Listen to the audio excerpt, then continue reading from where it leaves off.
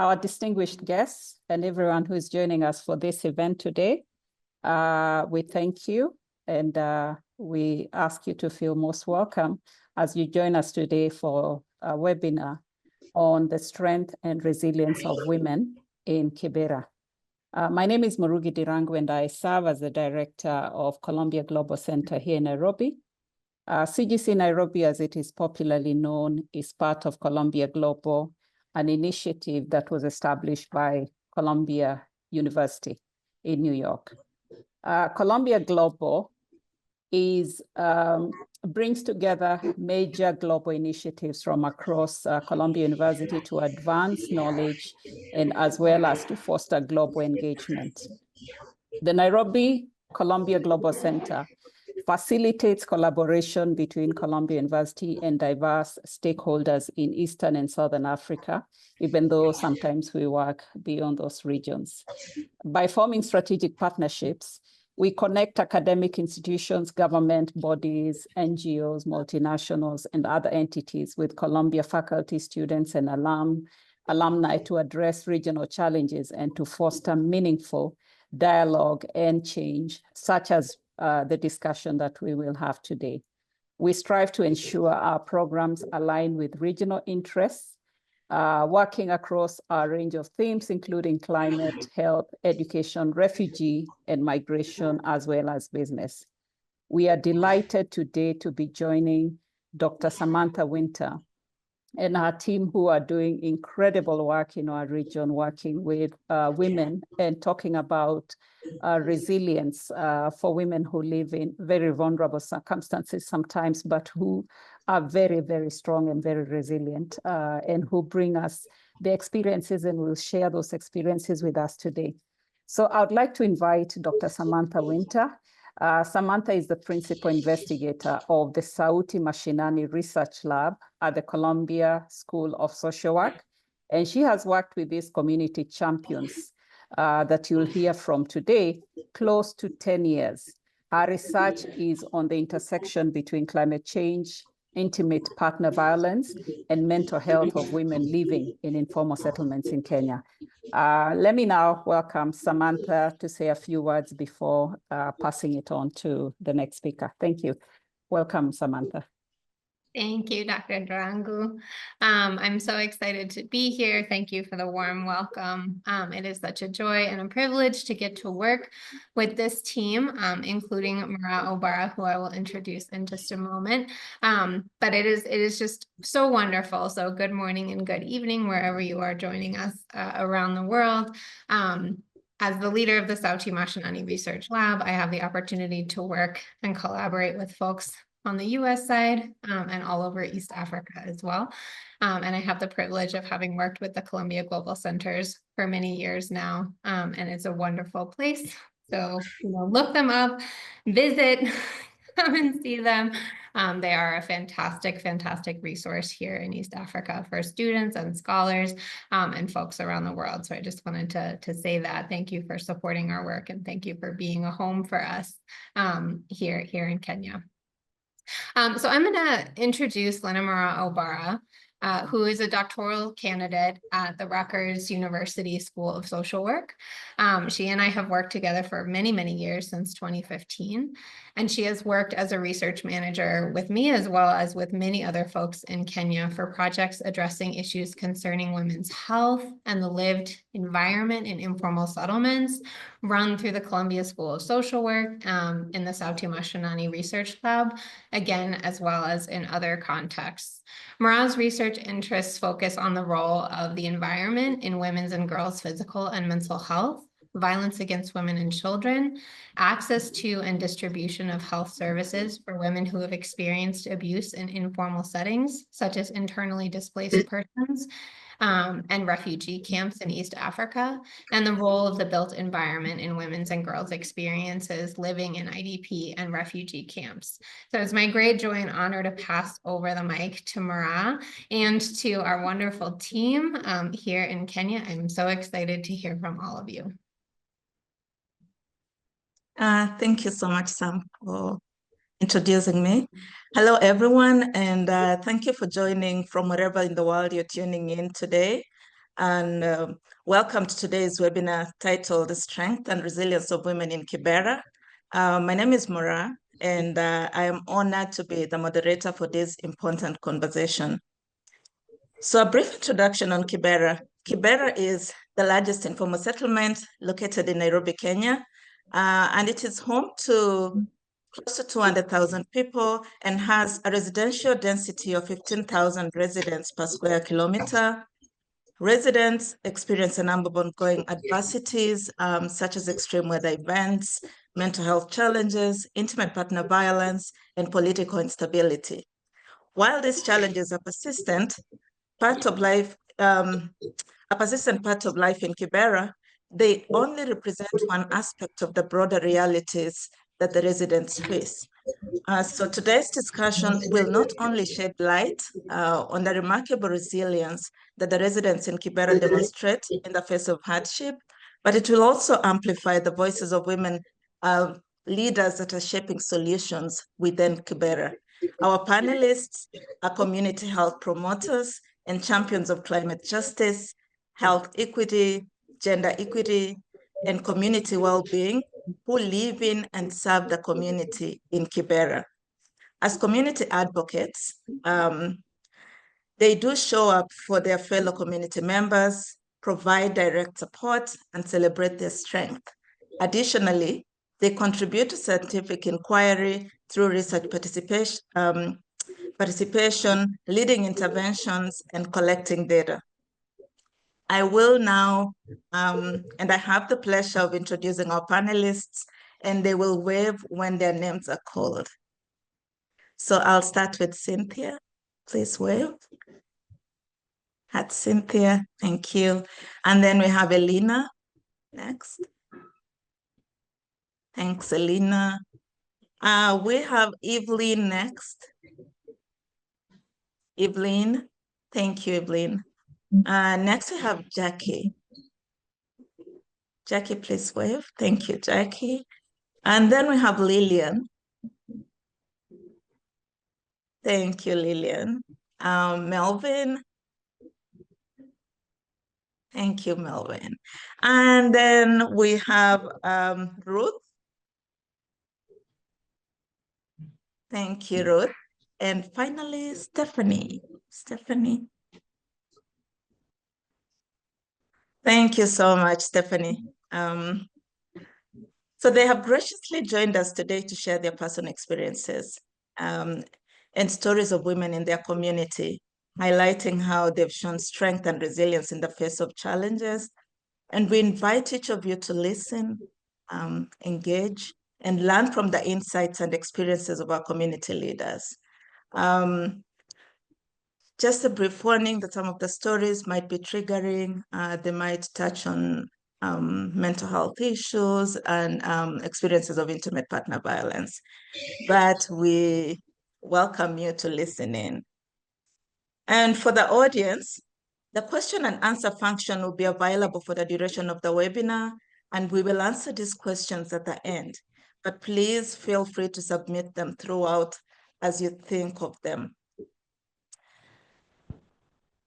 So now to the most important guests. In this section, I will invite a few panelists to share key challenges that women face in Kibera, as well as the importance of discussing resilience. And we'll start with Stephanie.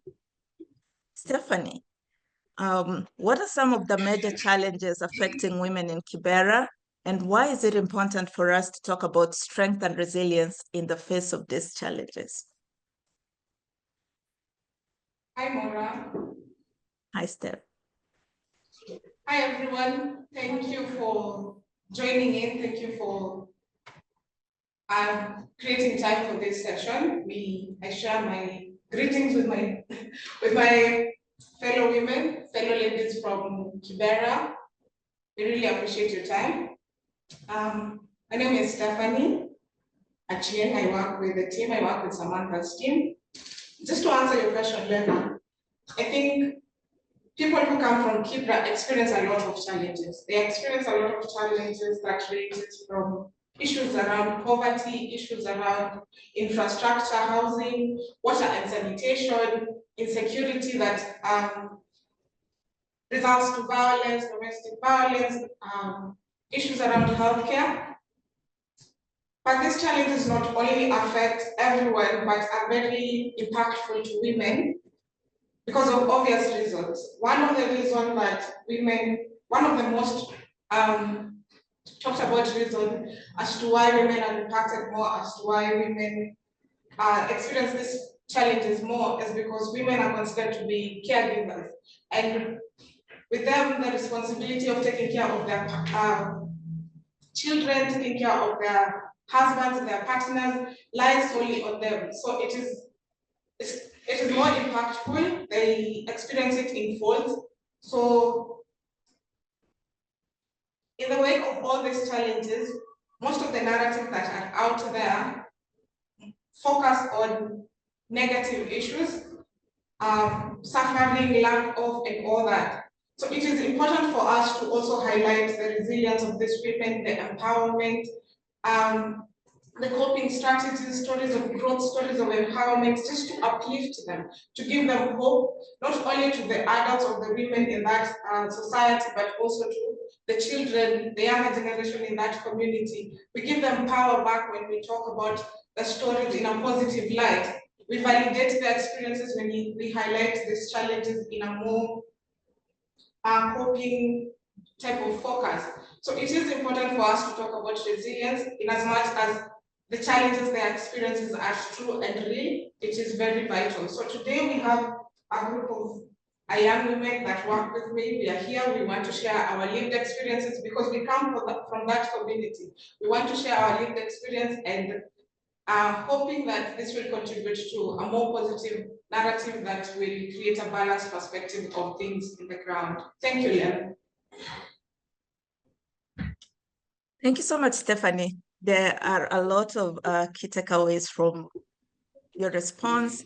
And the main thing that I'm holding in my heart is that by sharing our stories of resilience, we take back our power so that the narrative is not on challenges only, and adversity within the places that we live and in our lives. Thank you. And so next it's Elena.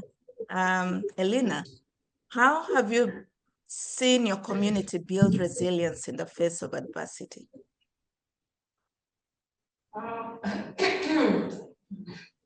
Thank you, Nena. What I've seen in the community based on resilience building is that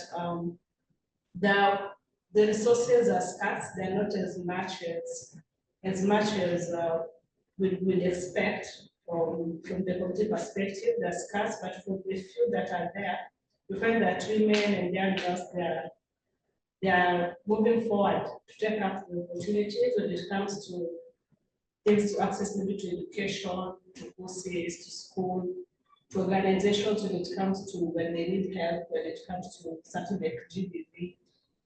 So we feel that resources are scarce, but the few that are there, they're able to come forward and tap into them and pick up from where they are so that they'll be able to make their life better. It also comes in terms of empowerment. Empowerment comes in with the few coins they get from whichever businesses they are doing, whichever hustles they are doing. They are able to build that something out of it. So we might find that most of them, they might come up, say that they do some businesses, they play around with the cash in terms of channels. So the few opportunities that they get, they're able to tap into each and are able to build themselves up to be able to support their families, support their kids themselves. Thank you so much, Elena. And from Elena, we learned the importance of harnessing the resources that we have within the community and asset mapping.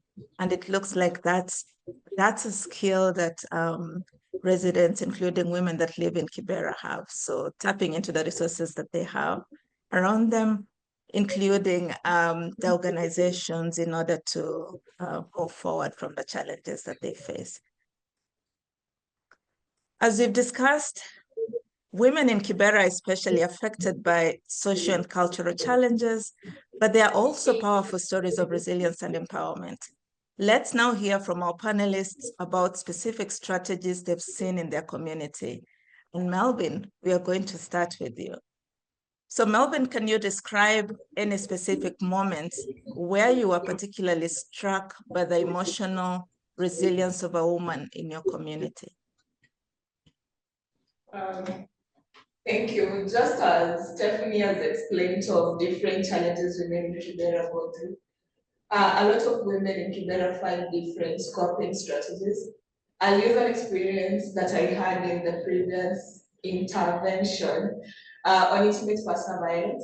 I had a participant, the first time we were meeting, the session was so heavy, identifying different types of intimate personal violence she goes through, from physical violence, sexual violence, emotional violence, and also sexual coercion. But then seeing how strong she was, ready to embrace different challenges she's going through and bounce back emotionally and also take care of her mental well-being. Our second session, she was suicidal, trying to be in the moment for her. As a person, it was also heavy for me. But then taking her through counseling with a counselor we had during the session and finding how ready she was to get over what she was going through and also embrace it differently through religious activities, going for praise and worships, and also talking it out to the pastor. Though sometimes she would find out that she was saying, sometimes I feel the pastor is preaching to me. So maybe talking about a story, but then you find that she still didn't leave going for different religious activities, using the kids as a weapon to keep going, seeing the kids as a source of hope and source of future in the coming years, despite different things she's going through. Getting that a small amount the token that we used to give out and seeing that it's used to help her in different ways also was really a source of motivation to me as a person. And you find that these different challenges women go through, all of them find different ways of dealing with. Yes, thank you. Thank you so much for sharing that story, Melvin, with us. So what Melvin is talking about is we have had combined mental health and intimate partner violence intervention. We had one that was implemented last summer, and Dr. Sam Winter was the PI of that project. So that was, you can see how these projects serve the communities. And thanks for sharing that. And you, Melvin, being able to see the growth in that woman's life, I think that's also very inspiring if you're doing the work when you see change. So next we have Cynthia. Cynthia, can you share what economic resilience looks like for women in Kibera who have been part of our research initiatives? Thank you, Mora. When it comes to women that I interacted with during the project, I had so much experience because these women, some of them have normalized being housewives, but some are not into that so much. So the women that I interacted with, you find that this person has ideas, but she don't know how much, she don't have any partner or any support to maybe to do the business or to look for something to do to keep her busy, but she's into that. But the experience, I'm the person to hold her hand. So during the sessions, during the project, you found that some of these women used the stipend that we were giving out to open up their businesses. Some got some jobs like washing clothes. We call them Mama Fua. So you found that they found something to keep them busy because of the skills they got from the projects. So when they share the experience, you found out that there's something they're lacking as women. So there's a woman who I interacted with who was ill, and she had to go for clinics. So this woman, the husband was drunk. So the husband was not supporting her during the clinic. So this money that she was getting from us was the money she was using for the clinics. Sure, I found it so interesting, and I also found it impactful for me to help this woman with this small stipend that she was getting to use for her illness or for her clinics. Thanks, Mora. And thank you, Cynthia, for that contribution on economic resilience. And from the stories that you've shared, we know that there's nothing little. So from that stipend, the woman was able to turn her life around. And the next question goes out to Ruth. Ruth, you also wanted to highlight women's financial resilience in your community. Can you tell us more about the strategies that women in Kibera use to achieve financial independence? Hi everyone, thanks Maura. For the strategies I talk about what I observed during the project as is savings groups. This women is coming together to form a group of chama that help them to save as a group. Also, they can also borrow the money from the chama to start small business like vegetable, food business like chapati business. So you find that the business they start can help them to study their income by helping their family, also by coming financial stability. And also, chama is not the power of the money. Also, it's just the sisterhood they create as a group. They help them to create to share their business idea, also to share the emotional thoughts. Also, for the sisterhood they create is help them to create something like being family pamoja, sharing thoughts, sharing the business idea, which help them to manage their business, also which help them to proceed helping their family. Thanks. Thank you so much, Ruth. So we've learned a lot from Ruth. We have seen, so chamas are self-help groups. So these are informal groups where women come together, contribute the little resources that they have to meet a common goal. So as Ruth is sharing, women did this as women who participated in the project and other women from outside who are not part of the project. So coming together, that forms a really good source of social support for women within the settlement, what Ruth is calling sisterhood. So looking out for each other, coming up with business ideas and supporting each other. So thank you, Ruth, for sharing that. And the next question goes out to Stephanie.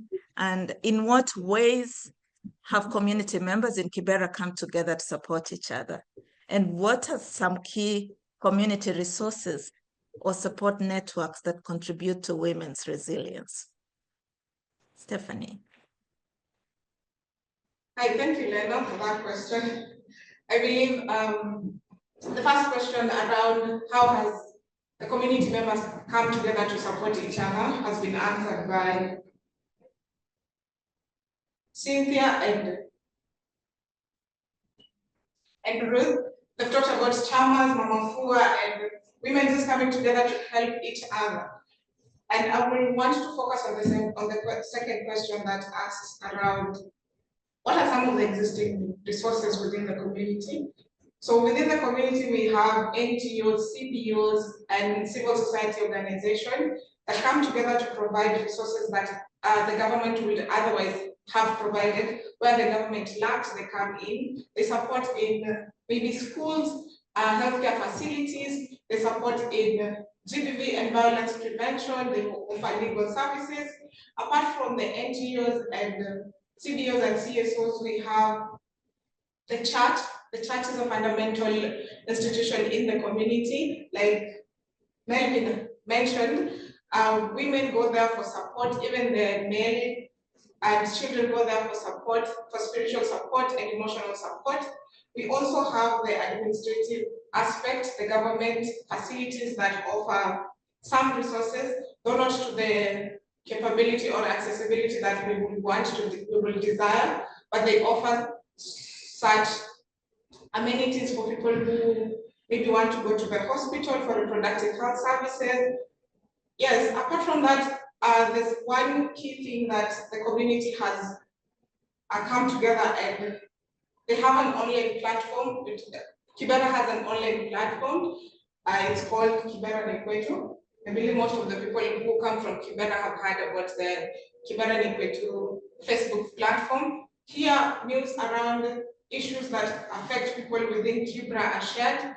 If there's fire, if there's flooding, they do resource mobilization and create awareness for individuals within the community. So a lot has been done, and we acknowledge these facilities and these resources that are within the community. Thank you, Lena. Thank you so much, Stephanie, for shedding more light on the resources that are available for the community. So thank you all so much for sharing the inspiring ways the community members at Kibera support one another, even in the face of hardships. It's clear that whether the challenges are collective or individual, there is a strong spirit of mutual support. Now let's shift focus to what gives our panelists the strength to persevere. Jackie, let's start with you. Jackie, as a community champion, are there any particular moments that have really stood out to you as signs of growth for the women you've supported, and how have they inspired you? Jackie, take it on. Hi, everyone. I want to say something like I have seen many women who stand up for their rights and who stand up for their rights when they are violated and seek help when they are facing challenges. I want to share the story of one woman who stand up for land ownership and property after her husband died.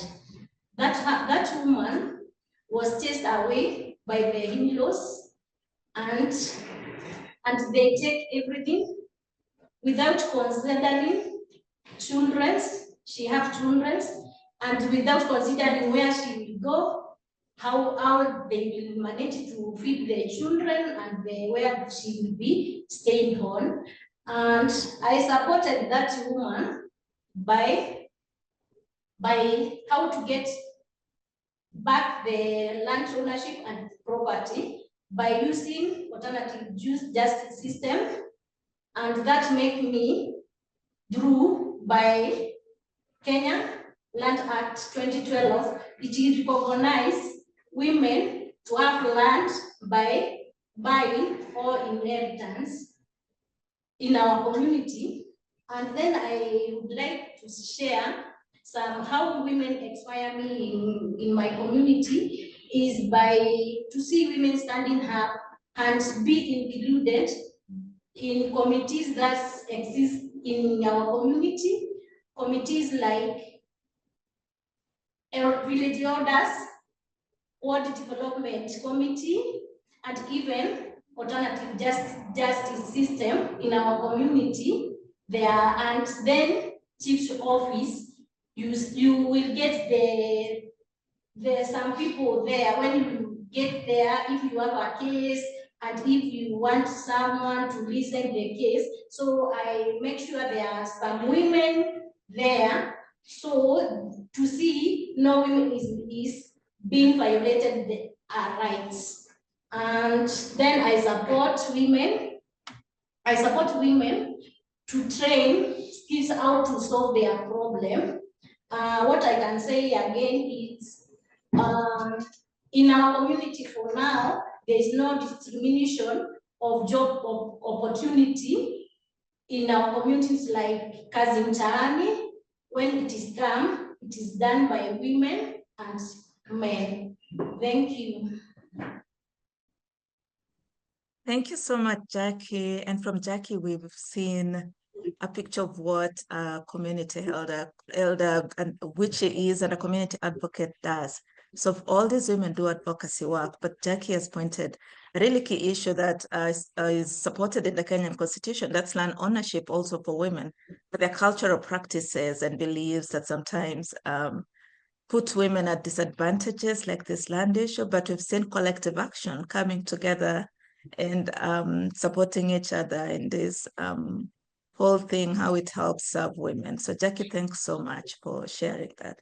And Evelyn, what have been some of the most rewarding moments in your work? So for me, thank you so much, Lena, for that. For me, my most rewarding part, I would say when I started this work, I was totally traumatized because first it was bringing up some of the childhood experiences I've gone through, but secondly, I was looking at some of the experiences that women are going through if they are really true. Going through different women every week, my understanding the problems that they're going through, but also coming up with solutions was something that I didn't see coming up for me as a reality. But I would like to say that giving example of two women whom one woman was going through verbal abuse from the husband, and through the verbal abuse, even the child had also imitated. So every day when the woman gets home, they'll abuse the father, the child abuse the woman. So through this woman had loss of esteem. And this really made this woman to not believe in herself. But when we went through the handout of managing problems and coming up with the solutions and actions to take and how to identify solutions for the problem, I would say the woman rekindled the love again with the child.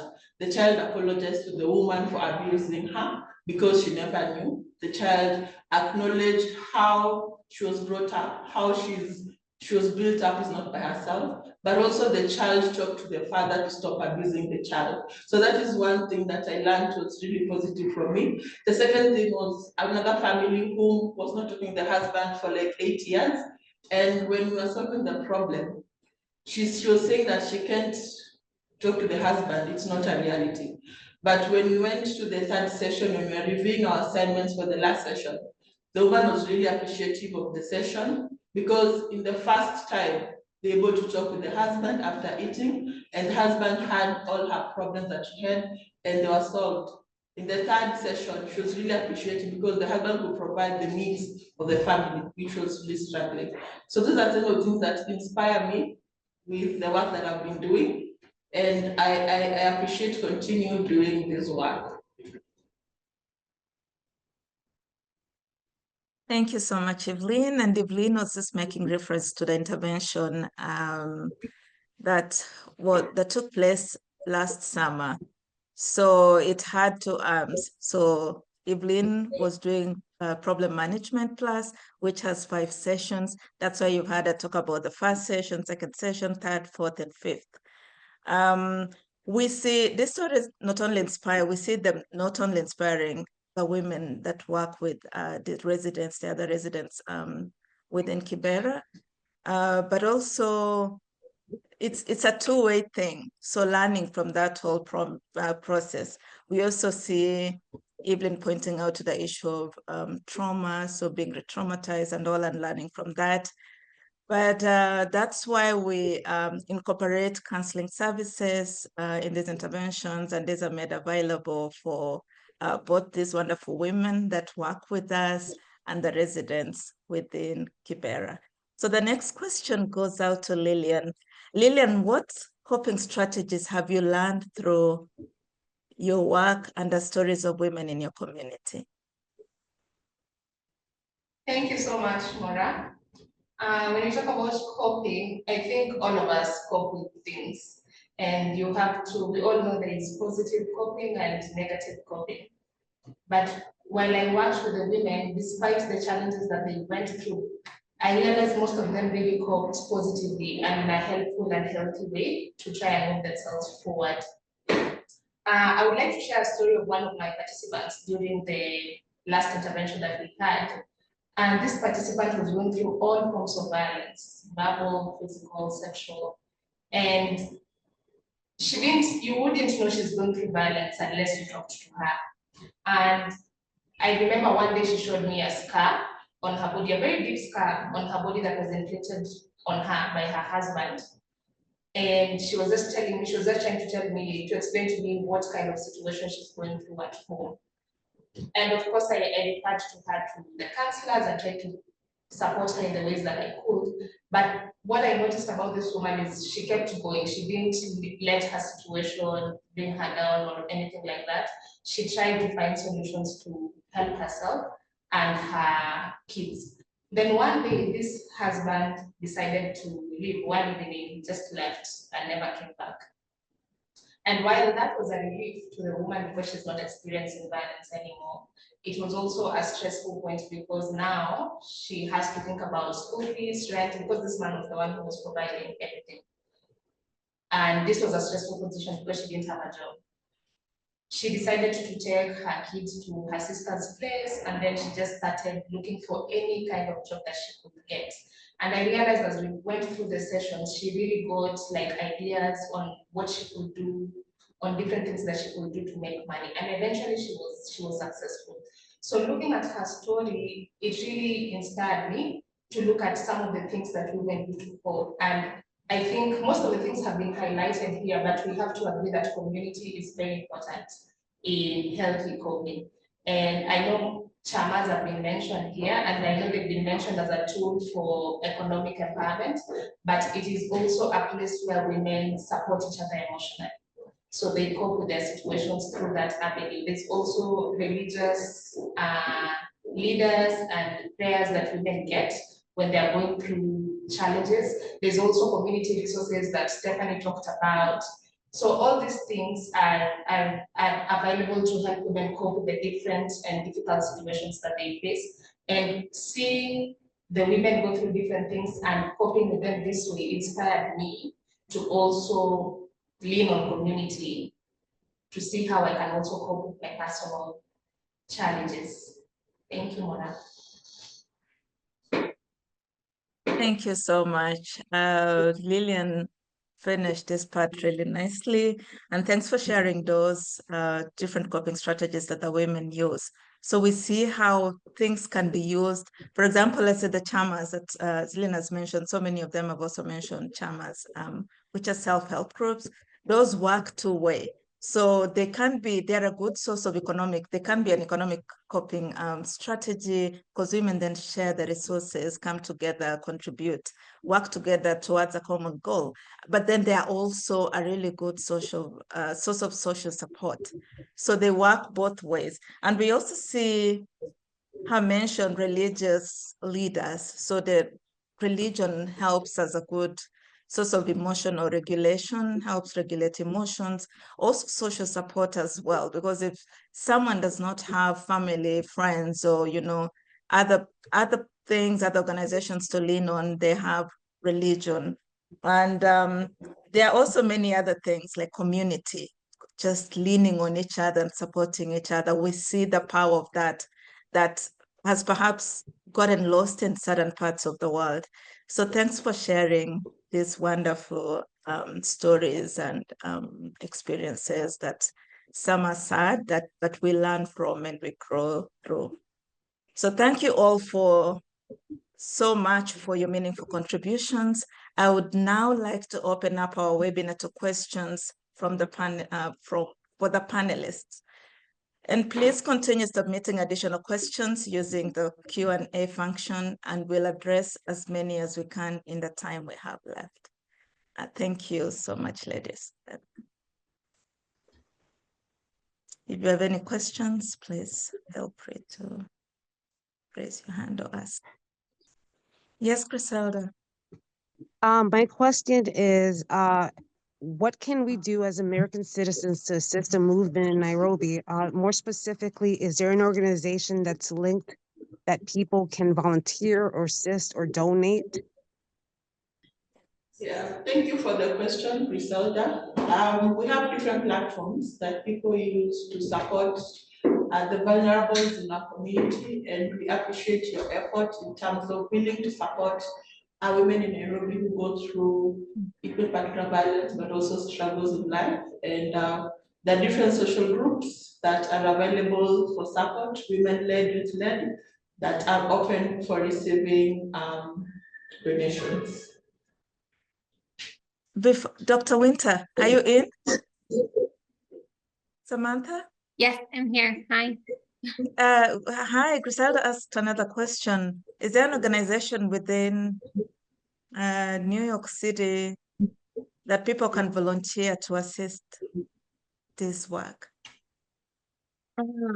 I think in New York City, I'm not really sure how to answer that question. I think it might be one of these questions that we can follow up later. I think donations or volunteering or supporting the community-led organizations that the team has mentioned. And we could send out a list of those things if folks are interested, either in sharing the email, their emails or whatever. We could send out some kind of information about that. You could also email Sauti Mashinani Lab at gmail.com, and we could send out a list of possible options. Thank you so much. So Griselda, if you can share your email with us, we will give you more information on that.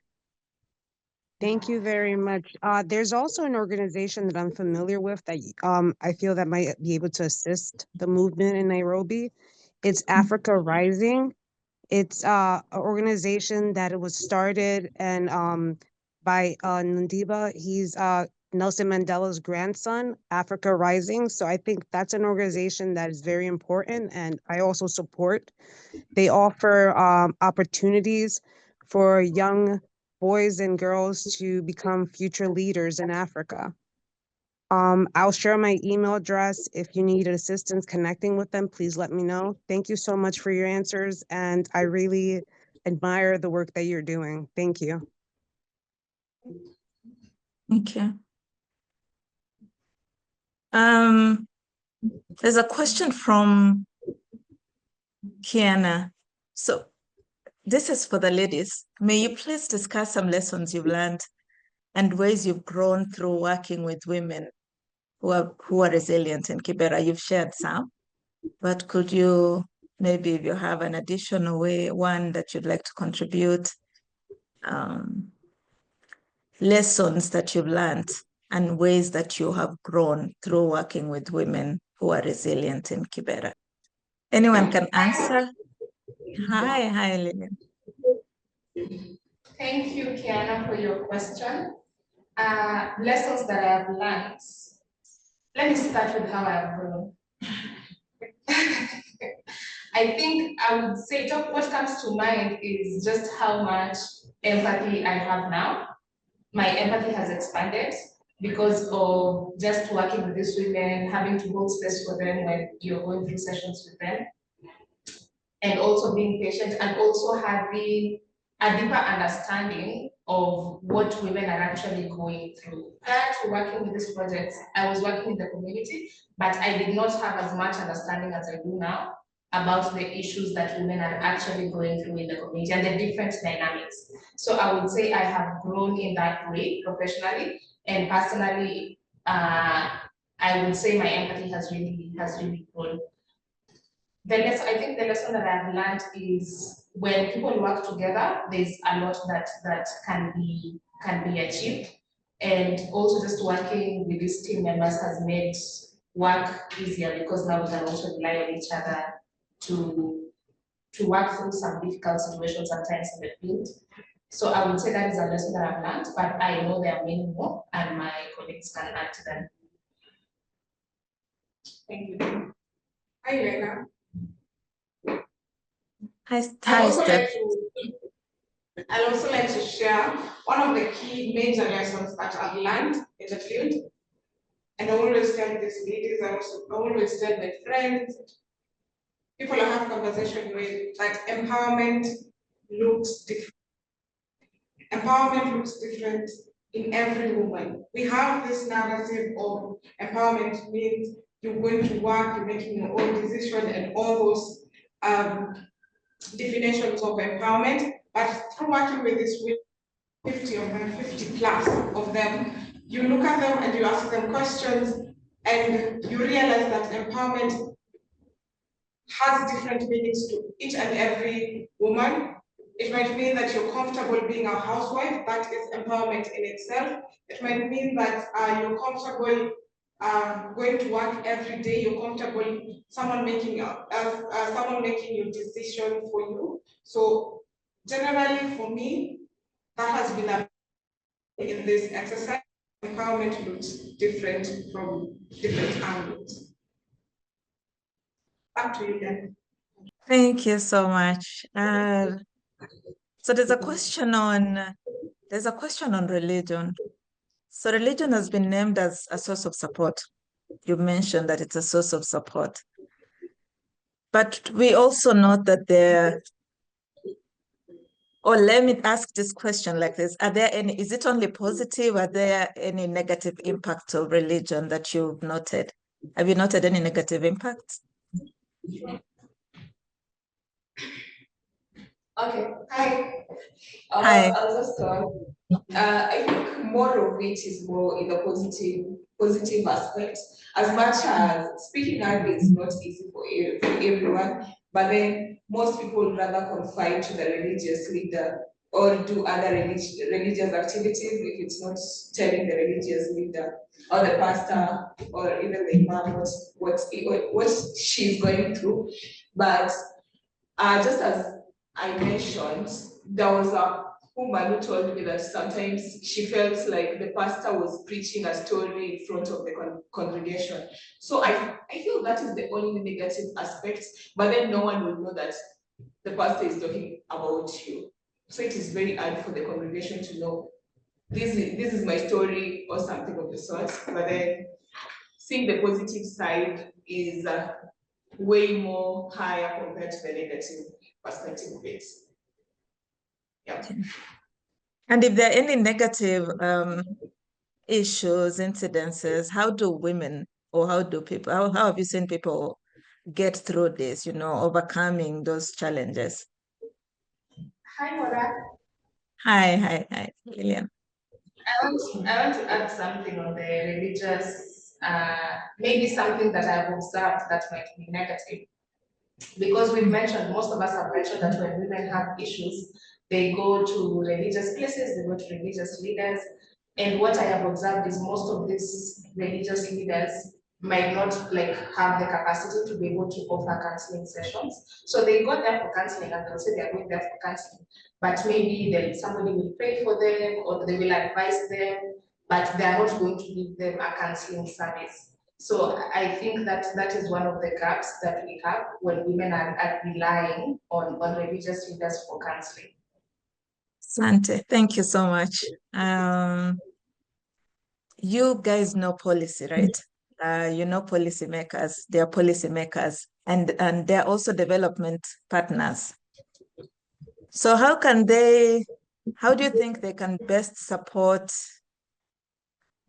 grassroots women, you as women leaders now who do the work on the ground? How can policymakers and development partners help support you in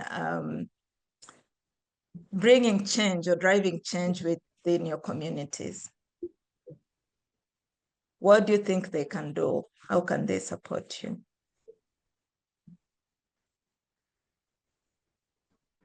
Hi, Lena. Hi. In terms of policy and development partners, I would first talk about women in our communities are affected very much by different external events. And however, in our communities, there are still no policies that are available to mitigate such kind of events that happen. There are no coordinated ways on how people can call for support. So for me, to our policy makers is number one, establishing policies that will come up to support women and communities that are affected by extreme weather events. In our community, we recently experienced flood, which led to loss of lives. And these are things that can be mitigated if we have those policies and development stakeholders are inputting these mechanisms into practice. So apart from that is establishing different budget lines and availing resources to ensure that what is recommended by people in the community is implemented. We have issues to do with poor drainages, issues that are affecting us. And these are things that have existed for so long that needs the attention of policymakers in our communities. Yes, thank you. Thank you so much, Evelyn, for responding to that. So the last question, you know the work that we do, the research collaboration with Colombia and the team, you as the team. So in what ways do you feel that these kinds of research collaborations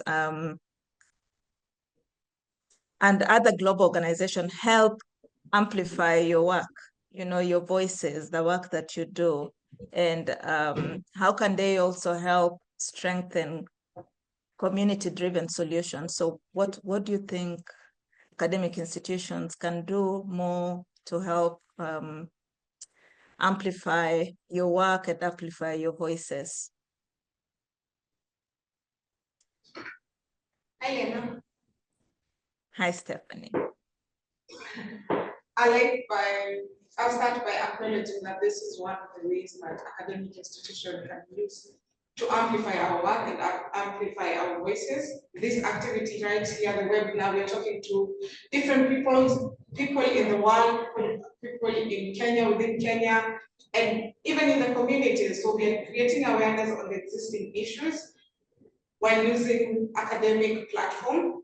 And I would like to maybe pass the baton to anyone else who will want to add on the same issue, but I'll acknowledge that this is one of the processes and this is one of the key ways of doing so.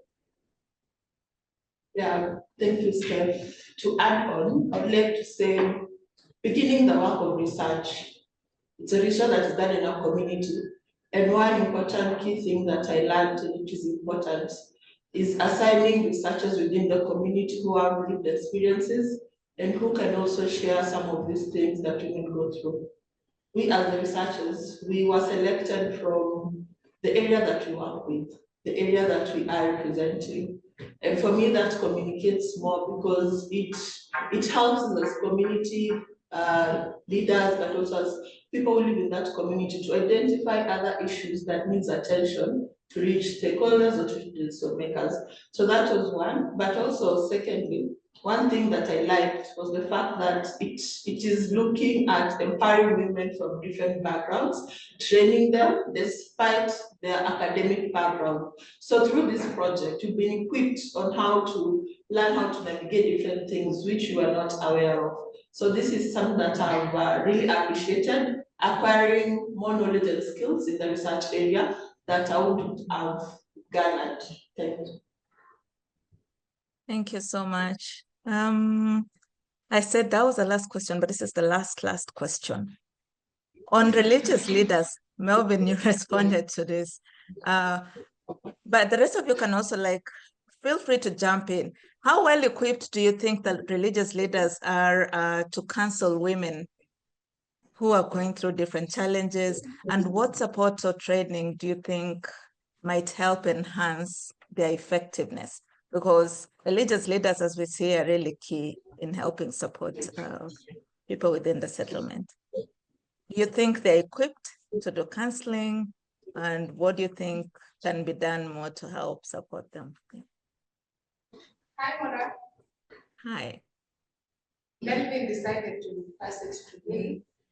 Earlier on, I talked about the gaps that I noticed when women are going for counseling to religious leaders, and most of the religious leaders don't have the capacity. So they will do what they know how to do, which is pray and advise. So that is the situation mostly on the ground. So to answer your question as to whether they are well equipped, I would say no. And what needs to be done, I think, for starters, just basic counseling skills for religious leaders so that they can know what to do and what to offer when the congregants are coming to them with their issues.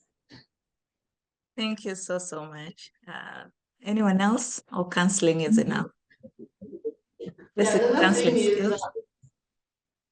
Yeah, the other thing is, I think there's importance of including counseling in the training system for religious leaders, because this is something that if they're trained when they are in their studies, they would really learn.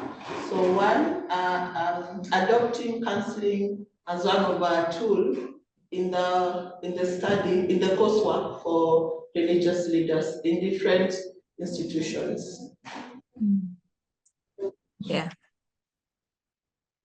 Thank you so much. And before I hand this back over to the director of the CDC, Dr. Murugi, I would like to recognize the contribution of Jen, Shane, and Kiana Stamps. Those are students at Columbia University School of Social Work. They did a lot of work in this, helped coordinate, helped mobilize, and the rest of the students and team at Sauti Mashinani Lab who contributed to this. Thank you so much. Dr. Murugi, take it on. Thank you, Lena, and thank you to all our participants for a very engaging and thoughtful conversation. I think as you saw from the many questions that came through, there was a lot of interest and also many items that we could follow up on. So we thank you for being really actively engaged in this conversation to our audience. We look forward to communicating the progress of this work that Sam Winter and her team, her very able team, including Lena and others, are doing. And we really are just so honored to be associated with the resilient women of Kibera, the champions of Kibera. As we say in our language here, Kiswahili, when there's a woman involved in anything, usually you can be sure that a solution will be found to any issue that they handle. So we thank you, participants. We look forward to continuing this conversation on maybe related topics. And we thank you for all of you tuning in, and be on the lookout for the next episode on these topics. Asanteni sana, thank you very much, and have a good morning, good evening, wherever you are. Thank you.